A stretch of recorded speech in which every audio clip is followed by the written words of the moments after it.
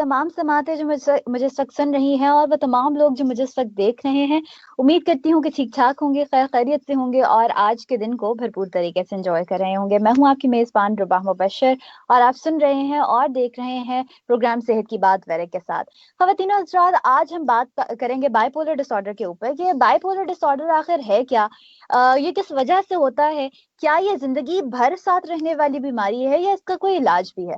इन तमाम बातों को डिस्कस करने के लिए आज हम बहुत मशकूर हैं कि हमारे साथ डॉक्टर एहसानुल हक चिश्ती मौजूद हैं, senior consultant and psychiatrist, recovery centre Johar Town से इनका ताल्लुक है। अस्सलाम वालेकुम सर। वालेकुम अस्सलाम जी। तो सबसे पहले तो बहुत बहुत शुक्रिया कि आपने FM 100 को वक्त दिया। My player. डॉक्टर साहब, ये बताइएगा कि अगर एक आम आदमी ने समझना हो कि बाइपोलर डिसऑर्डर क्या है, तो बीइंग अ कंसल्टेंट आप किस तरह से समझाएंगे? देखें, इसका नाम जो है बाइपोलर डिसऑर्डर वो इसीलिए है कि इसमें दो पोल होते हैं बीमारी के अलामतों के। एक पोल है जो बहुत लो बंदा चला जाता है, उसको हम डिप्रेशन का पोल कहते हैं, और जो दूसरा पोल वो टच करता है उसको हम मैनिक एपिसोड का पोल कहते हैं, तेजी आना। तो ऐसा डिसऑर्डर जिसमें इंसान सिर्फ डिप्रेशन में नहीं रहता बल्कि एक वक्त में वो डिप्रेशन में होता है तो दूसरे वक्त में वो उसके बिल्कुल कंट्रास्ट उसकी अलामतें हो जाती हैं, वो बहुत हाइपर स्टेट में चला जाता है, मैनिक एपिसोड में चला जाता है या हाइपोमैनिक में चला जाता है। तो उसको हम जिस बंदे में वक्त के साथ हमें तो ये दो पोल आइडेंटिफाई हो जाएं, उसको हम सिंपल डिप्रेशन डिक्लेयर नहीं करते, उसको फिर हम बाइपोलर अफेक्टिव डिसऑर्डर डिक्लेयर करते हैं। ऑलराइट, डॉक्टर साहब ये बताइएगा कि अमूमन लोग कहते हैं कि बाइपोलर डिसऑर्डर जो है वो एक ना खत्म होने वाली बीमारी है, तो क्या ये सिर्फ मिथ है या is it a reality? It depends के वो जो पेशेंट है वो किस स्टेज पे डॉक्टर के पास आता है। अगर तो कोई बंदा शुरू में इसका इलाज शुरू कर देता है, लाइक मैनी अदर डिजीजेस, आप कोई भी बीमारी का इलाज अगर वक्त पे शुरू करते हैं तो आप अनड्यू कॉम्प्लिकेशन से बच जाते हैं। इसी तरह साइकेट्री की बीमारियां हैं, शुरू में प्रोग्नोसिस बहुत अच्छा है, तशखीस वक्त पे हो जाए, इलाज वक्त पे शुरू हो जाए और डॉक्टर से इन टच रहते हुए आप उसको बड़ा अच्छा कवर कर लेते हैं। लेकिन अगर आप मुराद लें कि एक बंदा पहले बगैर इलाज के और इस तरह से फिरता रहा और उसको सालों हो गए और उसको कई एपिसोड आ गए, तो फिर ये कंट्रोल तो फिर भी बहुत अच्छा है कि फिर आप डायबिटीज की तरह इसकी दवाई हिफाजती साथ चलाते रहते हैं और आप एक बिल्कुल नॉर्मल लाइफ गुजारते हैं। तो ये मिथ गलत है कि ये बंदे शायद बीमार ही रहते हैं, नॉन फंक्शनल रहते हैं। तो इलाज के साथ ये बड़े प्रोडक्टिव लाइफ गुजारते हैं। शुरू में प्रोग्नोसिस बहुत अच्छा है और एक वक्त में दवाई बंद भी करके देखी जा सकती है जब तसल्ली हो। लेकिन अगर किसी को मल्टीपल एपिसोड हो गए हो तो उसके लिए रिकमेंडेड होता है कि वो हिफाजती दवाई लेता है। हिफाजती दवाई से मुराद वो दवाइयां हैं जो आइंदा होने वाले अटैक को रोकने का बायस होती हैं। मूड स्टेबलाइजर हम उनको कहते हैं, ताकि आपके मूड जो है वो स्टेबल रहे और उसमें स्विंग्स उस तरह से ना आए, फ्लक्चुएशन इतनी ना आए कि कभी आप डिप्रेशन में 6 माह गुजार रहे हैं तो कभी आप 2 माह तेजी में गुजार रहे हैं, तो फिर आप करेंगे क्या? आपकी लाइफ सारी अपसेट हो जाएगी। कभी आपको दुनिया बिल्कुल ही अंधेरा नजर आएगी और कभी आप बादशाह बने बैठे होंगे, तो वो आप में स्टेबिलिटी नहीं आती। इसलिए ऐसे लोगों को फिर मूड स्टेबलाइजर दिए जाते हैं और उनका मकसद यही होता है कि आप एक नॉर्मल यूथाइमिक मूड में रहें, ना बहुत तेजी में रहें ना डिप्रेशन में रहें, एक नॉर्मल मूड में जिंदगी गुजारें और आइंदा वाले जो एपिसोड हम एक्सपेक्ट कर रहे होते हैं जिनका रिस्क होता है वो भी रुके रहते हैं। और अच्छा डॉक्टर साहब, एक चीज जो है वो हमारे यहाँ मिसकंसेप्शन है। हम लोग साइकोलॉजिस्ट और साइकाट्रिस्ट, अव्वल तो हमें जो है वो डिफरेंस ही नहीं पता होता, या हम दोनों को एक ही कंसिडर कर लेते हैं, या अमूमन मैंने लोगों को देखा है कि उनको नहीं समझ में आता कि अगर वो किसी कंसल्टेंट के पास जाना भी चाह रहे हैं तो वो कभी साइकोलॉजिस्ट के पास चले जाते हैं, कभी साइकाट्रिस्ट के पास चले जाते हैं, और अमूमन ऐसा होता है कि जाना ऑपोजिट डायरेक्शन में चाहिए। तो बाइपोलर डिसऑर्डर के हवाले से मैं अगर बात करूं तो क्या इसका इलाज जो है वो थ्रू टॉक हो सकता है, या ये जो है वो ऐसी सिचुएशन है जहां आपको साइकाट्रिस्ट से ही रुजू करना है, साइकोलॉजिस्ट के पास नहीं जाना? देखिए, बाइपोलर डिसऑर्डर का अगर आप एक पोल ले लें पहले, जिसको हम मैनिक एपिसोड कहते हैं, उसका करेक्टरिस्टिक क्या है? उसमें इंसान बहुत ज्यादा हाइपर एक्टिव हो जाता है, उसका मूड बहुत इलेटेड होता है, उसका ब्रेन आम बंदों से मैनी टाइम फास्टर चलता है, डिस्ट्रैक्टिबिलिटी होती है, एक चीज पे मुर्तकिज नहीं रहता, कभी इधर कभी उधर। फिर उसमें ग्रेडियोसिटी होती है, वो अपने आप को बाकियों से बहुत सुपीरियर समझ सकता है, वली बन जाता है। कभी उसको बशारतें होती हैं, कभी उसको ऐसी आवाजें आती है कि तुम्हें दुनिया ठीक करने के लिए चुन लिया गया है, या उसको ऐसी तजलियां नजर आती हैं जिसमें वो समझता है कि मेरे जुम्मे कोई दुनिया में अल्लाह ने मिशन लगा दी है। अगर वो रिलीजियस है तो हर वक्त की बातें बहुत ज्यादा एक्सेसिव शुरू कर देगा। अगर वो पहले ड्रग्स वगैरह भी है तो उनमें बहुत ज्यादा इन्वॉल्व हो जाएगा। यानी जो आपकी प्री मॉर्बिड पर्सनैलिटी होती है उसमें जो नॉर्मल एक इत्तेदाल होता है वो खराब हो जाता है।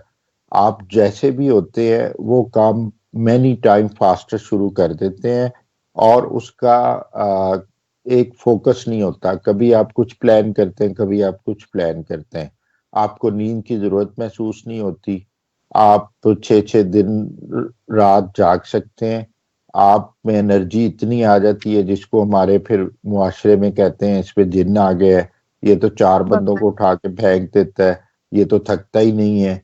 तो ये मैनिक एपिसोड जिसमें आप फिर बहुत ज्यादा एक्सपेंसिव मूड इसको कहते हैं, जिसमें आप ओवर स्पेंडिंग करते हैं, किसी को इतने बांट दिए, किसी को इतने बांट दिए, उस वक्त आप बादशाह होते हैं।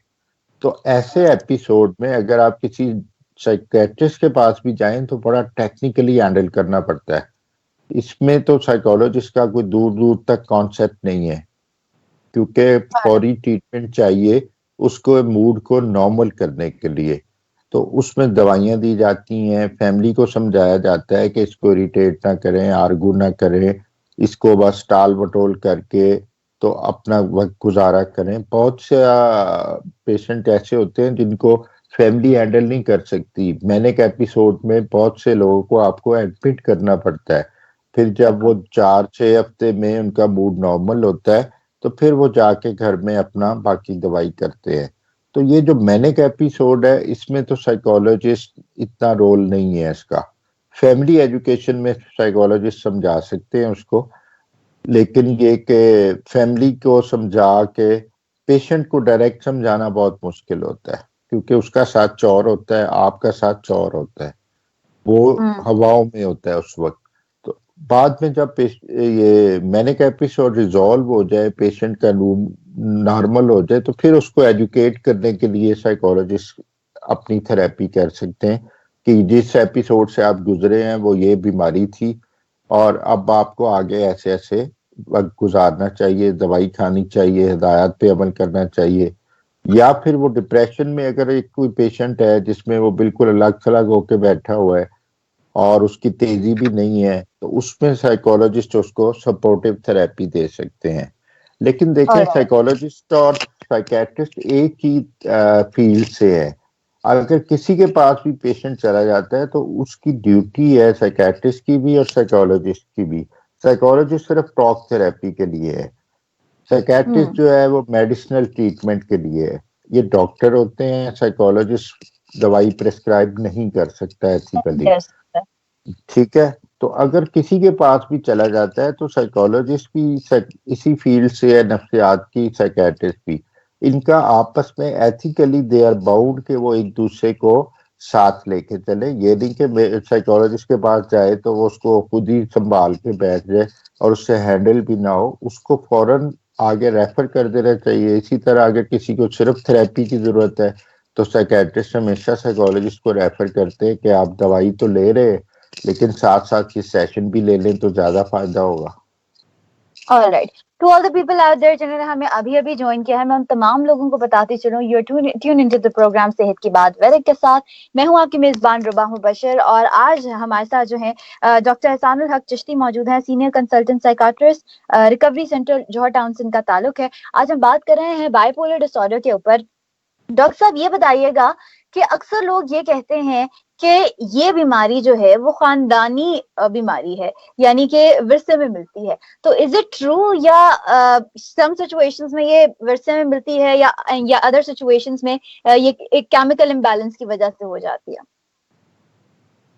देखिए, बाकी सारी बीमारियां जो है, जैसे उनमें इनहेरिटेंस का, विरासत का रोल होता है। जैसे डायबिटीज अगर फैमिली में है, जैसे ब्लड प्रेशर अगर फैमिली में है, तो बच्चों में चांस ज्यादा होता है और उनको ज्यादा मुख्तात लाइफस्टाइल अपनाना होता है। इसी तरह साइकेट्री की रेशो है कि अगर आपके फैमिली में, माँ बाप में कहीं कोई इस तरह की बीमारी है, बाइपोलर की, या उनमें कोई और भी ज़हनी बीमारी है, तो आप में बाकी आबादी की निस्बत रिस्क ज्यादा बढ़ जाता है। तो आपको हमेशा फिर एहतियात से अपने आप पे चेक रख के थोड़ा जिंदगी गुजारनी चाहिए। और अगर आपको कोई कंप्लेंट है तो अर्ली डॉक्टर से रुजू करना चाहिए। लेकिन ये जरूरी नहीं होता, आपने भी देखा है, हमने भी देखा है कि कुछ परसेंट रिस्क ज्यादा होता है आम बंदों की निस्बत, अगर माँ बाप में भी बीमारी हो। लेकिन ये जरूरी नहीं होता कि आप इसमें मुब्तला हो। तो एक हिस्सा तो विरासत से आता है, हर बीमारी का आता है। और बच्चों में होना जरूरी नहीं, लेकिन रिस्क ज्यादा होता है दूसरे लोगों की निस्बत। बाकी चीजें जो है उसमें फिर आपका लाइफस्टाइल आ जाता है, लाइफ के स्ट्रेसेस आ जाते हैं, आपकी माइग्रेशंस आ जाती हैं। फिर बहुत से जो ड्रग्स है वो इंड्यूस करती हैं बाइपोलर डिसऑर्डर को, लाइक एक्सटेसी है, लाइक, और ये एनएमडीए वगैरह जो लोग यूज करते हैं, पार्टी ड्रग्स हैं, इनसे बाइपोलर डिसऑर्डर या मैनिक एपिसोड बहुत से लोगों में, इवन कैनाबिस से जो लोग मैरिवाना यूज करते हैं, उसमें एक बहुत बड़ी तादाद है लोगों की जिनको जब वो रिएक्ट करती है तो वो मैनिक एपिसोड में चले जाते हैं और बाइपोलर लेबल हो जाते हैं। तो तीसरा फैक्टर एक ड्रग्स भी है, एनवायरमेंटल स्ट्रेस के अलावा। तो केमिकल इम्बैलेंस तो सारी बीमारियों में होता है, और वो केमिकल इम्बैलेंस इन फैक्टर्स की वजह से जब बीमारी हो जाती है तो केमिकल जाहिर है बैलेंस नहीं रहते, फिर उनको दवाई से बैलेंस करना पड़ता है आपको ठीक करने के लिए। जैसे डिप्रेशन में भी केमिकल इम्बैलेंस हो जाते हैं, इसी तरह मैनिक एपिसोड में भी हो जाते हैं। तो दवाइयां उनको करेक्ट करती हैं और आपके सिम्टम गायब होना शुरू हो जाते हैं। ऑलराइट, तो ये बताइएगा कि कौन सा एज ग्रुप है जो इस बीमारी से ज्यादा जो है वो प्रोन है? अगर तो विरासत में देखा जाए तो ये यंग एज में ज्यादा जाहिर होती है, लाइक 20 से 30 कर ले। लेकिन इसमें लिमिट नहीं है, ये किसी उम्र में भी हो सकता है। और आप में देखें ना, अगर बाय इनहेरिटेंस पेरेंट्स की तरफ से एक बीमारी आ रही है, लेकिन वो दबी हुई है, वो चली जा रही है, वो जाहिर नहीं हुई, आप पे रिस्क फैक्टर था। अब आपके लाइफ इवेंट्स में कब आप पे ज्यादा स्ट्रेस पड़ा, कब आप बहुत ज्यादा परेशानी में चले गए, और स्ट्रेस की वजह से वो जो अंदर एक रिस्क था वो बीमारी बन के बाहर आ गया। लेकिन आम तौर पे ये यंग पॉपुलेशन में ज्यादा देखने में आती है, अदरवाइज उम्र के किसी हिस्से में भी हो सकता है ये, या फिर आप ड्रग्स में कब चले गए। तो ये वो फैक्टर हैं जो अंदर इनहेरिटेड रिस्क को किसी भी वक्त बीमारी में बदल सकते हैं। सही हो गया। अच्छा डॉक्टर साहब, एक और जो है वो लोग बात करते हैं साइकाट्रिस्ट के हवाले से कि जो दवाइयां प्रिस्क्राइब की जाती हैं उनका नशा हो जाता है, उनकी आदत हो जाती है, और वो प्रोलॉन्ग अरसे के लिए जो है वो लेनी पड़ती हैं, फिर वो छुटती नहीं है। तो क्या बाइपोलर डिसऑर्डर में जो दवाइयां प्रिस्क्राइब की जाती हैं वो कितने अरसे में असर करती हैं, एक तो, और क्या उनको पूरी जिंदगी लेना पड़ता है? देखिए, बाइपोलर डिसऑर्डर में डिपेंड करता है आपके पास पेशेंट किस पोल से आया है। लाइक ये ज्यादा लोग जो होते हैं, अगर 6 माह, 1 साल में 6 माह वो डिप्रेशन में रहते हैं और 2-4 महीने वो तेजी या हाइपर फेज में रहते हैं, मैनिक एपिसोड में रहते हैं, तो डिपेंड करता है आपके पास जो पेशेंट आ रहा है वो तेजी वाले फेज में है, या वो डिप्रेशन वाले फेज में है, या वो इस वक्त स्टेबल फेज में है, तो उसके सही। मुताबिक ही दवाई दी जाती है। लाइक अगर मैनिक एपिसोड वाला पेशेंट आ रहा है जो अग्रेसिव है, जो अपने आप को वजीर आजम समझ रहा है, जो अपने आप को जर्नैल समझ रहा है, लोगों को आगे लगाया हुआ है और 6 6 दिन से सो नहीं रहा, या 10 किलोमीटर पैदल चलता रहता है, तो ऐसे बंदे को तो उस वक्त जो मैनिक एपिसोड में दवाई दी जाती है वो स्लो डाउन करने के लिए दी जाती है। उसमें नींद भी चाहिए उसको, ताकि उसका जो ब्रेन है वो रेस्टिंग फेज में आए और वो नॉर्मल पेस में आ जाए। तो ये डिपेंड करता है सिचुएशन पे। अब अगर एक बंदा है जो डिप्रेशन फेज में आता है, तो उसको जाहिर है स्लो डाउन करने वाली कोई दवाई नहीं दी जाएगी। अगर उसकी नींद पहले से ठीक है तो उसको नींद आवर कोई दवाई नहीं दी जाएगी, ये एक मिसकॉन्सेप्ट है। इसी तरह डिप्रेशन में बहुत सी दवाइयां हैं जिनमें नींद नहीं होती, बल्कि वो स्टिमुलेट करती हैं, आपको रोजमर्रा के कामों में हेल्प देती हैं, मेमोरी को बेहतर करती हैं, और ये हैबिट फॉर्मिंग नहीं होती। लेकिन बाइपोलर डिसऑर्डर में मैंने बताया है कि आपको पहला टारगेट हमारा होता है कि नॉर्मल पेस में लेके आना, नॉर्मल मूड में लेके आना। अगर आप तेजी में हैं तो उसको कम किया जाए, अगर आप डिप्रेशन में हैं तो आपके मूड को लिफ्ट किया जाए, और उसके बाद एक जो नॉर्मल पेस या मूड जब आप अचीव कर लें, तो फिर आपको प्रोफाइलैक्सिस के तौर पे मूड स्टेबलाइजर दिए जाते हैं। मूड स्टेबलाइजर भी आपको स्लो नहीं करते, नशावर नहीं होते।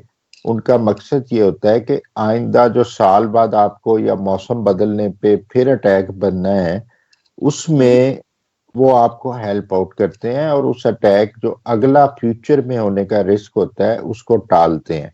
तो वो एक, आप जैसे ब्लड प्रेशर के साथ खून पतला करने वाली गोलियां खाते हैं, आप एस्पिरिन लेते हैं और चीजें लेते हैं कि हार्ट अटैक का रिस्क ना हो, इसी तरह बाइपोलर डिसऑर्डर में मरीज को मूड स्टेबलाइजर पे डाला जाता है, ताकि उसकी आइंदा जिंदगी में ये अटैक बार बार ना हो।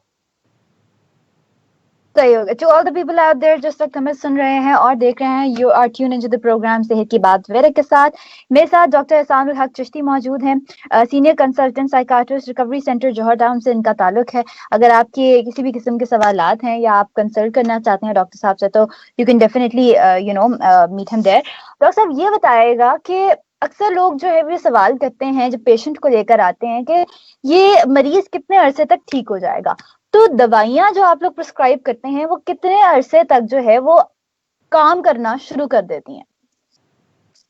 देखें, जो इमीडिएट इफेक्ट है कुछ चीजों में, जैसे एग्रेशन में, नींद में, इस तरह की चीजों में तो बहुत जल्दी इफेक्ट आ जाता है। लाइक एक बंदा बहुत ज्यादा डिस्ट्रक्टिव है, लोगों को मार रहा है, चीजें तोड़ रहा है, मैनिक एपिसोड में है, या कहता है मैं छलांग लगाता हूँ, मैं उड़ सकता हूँ, कुछ भी उसको डिल्यूजन है अपनी सुपीरियरिटी के बारे में, या मैं जो ये कहूंगा ये हो जाएगा, तो ऐसे बंदे को जो हम फौरी असर करने वाली दवाइयां देते हैं वो तो 2 4 दिन में ही उसको काफी हद तक हैंडल कर लेती हैं, बल्कि आधे घंटे में हैंडल कर लेता है अगर इंजेक्शन वगैरह दे दिया जाए, ताकि वो किसी को नुकसान ना पहुंचाए। लेकिन जो बात आप कर रहे हो कि बीमारी करेक्ट हो जाए, उसमें हमेशा जो दवाइयां हैं वो 2 वीक्स के बाद प्रॉपर उसको, बीमारी को जाके कवर करना शुरू करती हैं, और 4 से 6 हफ्ते में खातर खा बेहतरी हो जाती है। उसके बाद सिर्फ ऑलराइट। मेंटेनेंस फेज होता है। मेंटेनेंस फेज में ये होता है कि आपने दवाई जल्दी बंद नहीं करनी होती, आपने डॉक्टर के मुताबिक ठीक होने के बाद भी मुकर्रर मुद्दत तक दवाई खानी होती है। जो लोग जल्दी बंद करते हैं उनको दोबारा अलामतें महीने 2 बाद निकलनी शुरू हो जाती हैं। सही हो गया। डॉक्टर साहब ये बताइएगा, अक्सर लोग जो है वो इस बात में कंफ्यूज हो जाते हैं, या हमारे यहाँ एक ये कल्चर है कि जब किसी कोई एक्सट्रीम पर जो है वो हाइपर एक्टिव हो जाता है तो हम उसको ये कहते हैं कि इस पर जिन तारी हो गया है, हम उसको जाली आमलों के पास लेकर जाते हैं। तो दोबारा जरा जो है हमारे नाजरीन के लिए और सामीन के लिए क्लियर कीजिएगा कि कौन से सिम्टम्स हैं जिन पर हमें फौरी जो है वो किसी साइकाट्रिस्ट के पास जो है वो लेकर जाना चाहिए। देखें, मैंने पहले भी अर्ज की थी कि साइकेट्री में आप अगर एक बंदे की लाइफ को स्टडी करते हैं और उसके इमोशंस में, बिहेवियर में या परफॉर्मेंस में आपको कहीं भी कोई बहुत ज्यादा चेंज नजर आती है तो आपको फौरन साइकेट्रिस्ट से रिजू करना चाहिए।